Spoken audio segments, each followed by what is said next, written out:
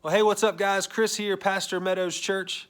Thanks for taking time to tune in for a word for Wednesday. And this is actually coming at you on a special Wednesday. It's called Ash Wednesday. Ash Wednesday is a part of the church calendar that begins the season of Lent. And Lent is where we tell the story from Jesus' ministry, working all the way towards his journey to Jerusalem, where ultimately he's killed and crucified on the cross. We celebrate that on Good Friday and Easter Sunday, which culminates the season of Lent. And if you remember a few months back actually, we told several stories and did a few videos during the season of Advent, which tells the story leading up towards Jesus' birth. And these stories are part of the church calendar, which I think are important for us to understand as they help explain and invite us into better understand who Jesus is all about and what he's all about. You see, Jesus was crucified because of the radical things that he said. He pushed back up against the authorities. He pushed back up against the very religious, the very powerful, and the very rich. And those three entities are still in place today for us. And as we follow Jesus, as we perhaps claim that Jesus is Lord, which is what it means to be a Christian, we're gonna push back up against those things as well. Because Jesus' ideas are always going to be radical, and he's always going to be challenging the status quo. He's always going to be challenging the kingdoms of this world. That's what got him in so much trouble to begin with and why he was crucified. And so as we follow him, he has established a new kingdom where he is the king. And in this new kingdom, it's not about power and violence and getting what's yours. It's actually about love and forgiveness, where we love our enemies and we forgive people, where we're generous with our time, where we're generous with our finances, where we consider others better than ourselves.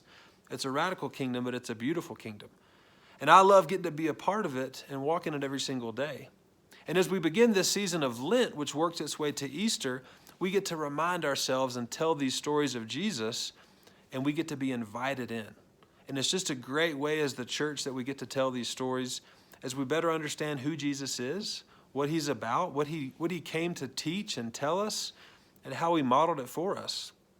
And I think it's important for us to understand one special thing that goes along with the season of Lent. Perhaps you've heard of it before, but for the season of Lent, which is 40 days long, and then you add on the Sundays as well, so 46 days in all, you go through a fast and a lot of times a prayer. Now that may be new words for you, or you may not understand what that's all about. That's religious talk, but prayer and fasting is something we see all throughout Scripture. Prayer, maybe you've heard of that more commonly. That's when we speak with God. But fasting is when we actually withdraw ourselves, withhold something from ourselves that helps us focus on who God is, that helps us acknowledge him as our provider.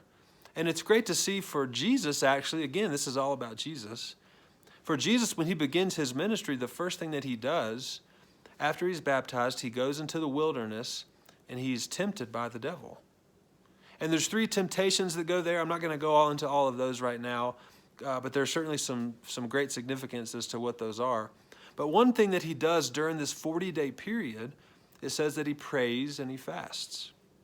So even Jesus is not exempt from this. He wants to focus his life, focus his heart, focus his ambitions for what he's about to do. And to do that well, he knows that he needs to turn things over to God, and he needs to pray and he needs to fast. And so in this season of Lent, people all around the world will embrace a fast. And they're going to give up chocolate, or they're going to give up soda, they're going to give up Facebook or TV or whatever it might be. It's something that we intentionally step in and say, I'm going to withhold this from me that does bring me pleasure. I enjoy it, but I'm going to withhold it during this season as I focus on Jesus, as I focus on his story, because I know that Jesus ultimately gave his life. Jesus gave everything towards us, gave everything to us on the cross so that we might live and have a life abundant as we follow him. And so the least thing we can do as we go through this season of Lent is give up something ourselves. So I'll be doing that myself. It's more of a personal thing. I won't be sharing exactly what I'm giving up, but I invite you to consider doing that as well. What is something that you enjoy that you want to give up and say, I'm going to put this aside for this season as I focus on Jesus? I believe God honors our efforts there. I believe God takes the time and our passion of what we would have spent time on with this thing or this food or whatever it might be, and instead we give those moments, that time, that energy and effort to God. And it's miraculous what we might see, but it really helps us focus our hearts on who Jesus is, on what he came to tell us, on his kingdom that he invites us to be a part of. And so I invite you to join in with us. We do a Word for Wednesday every single Wednesday. We put that out on Facebook. So keep tuning in. We'll be talking about more things to come through this season of Lent as we work our way towards Easter. If you have any questions about the church, anything about what I've said today, I invite you to check out our website. You can comment below here on Facebook or Instagram, and I would certainly love to hear from you. Have a wonderful week, and I will see you soon. Thanks so much.